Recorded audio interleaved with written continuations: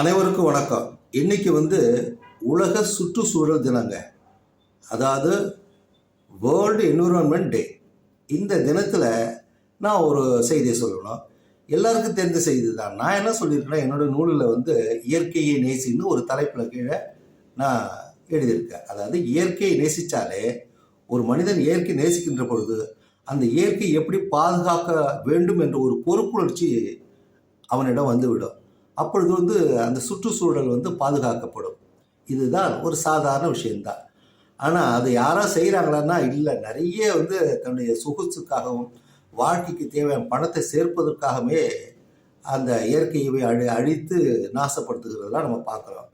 இன்றைக்கி முதல்வர் நம்முடைய மு.க. ஸ்டாலின் அவர்கள் ஒரு ட்விட்டர் பக்கத்தில் ஒரு பதிவு போட்டிருந்தார். அது என்னன்னா, நம் சொகுசுக்காக இயற்கையை மாசுபடுத்தாமல், நல்லா பாருங்க, நம்முடைய சொகுசுக்காக இயற்கையை மாசுபடுத்தாமல் நம்மை வாழ வைக்கும், இங்குதான் ஒரு நல்ல பாயிண்டாக நான் பார்க்குறேன், நம்மளை வாழ வைக்கும் இயற்கையை பாதுகாக்க உறுதி ஏற்றிடுவோம் அப்படின்னு அந்த ட்விட்டர் பக்கத்தில் செய்தி ஒரு மகிழ்ச்சிகரமான செய்தி.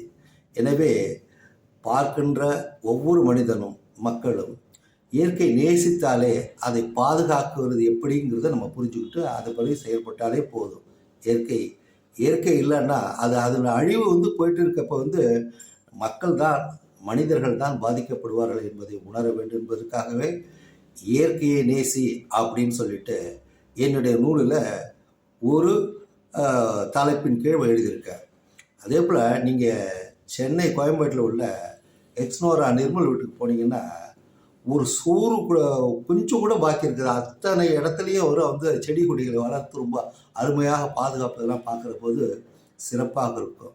அந்த அளவுக்கு இன்றளவும் அவர் ரொம்ப அதை பாதுகாப்பாக வச்சுருக்கிறதெல்லாம் நான் பார்க்கின்ற போது சுற்றுச்சூழல் எவ்வளோ முக்கியம் என்பதை உணர்ந்து ஒவ்வொருத்தரும் பொறுப்பாக நடந்து கொண்டால் சுற்றுச்சூழலை பாதுகாக்க முடியும். நன்றி, வணக்கம்.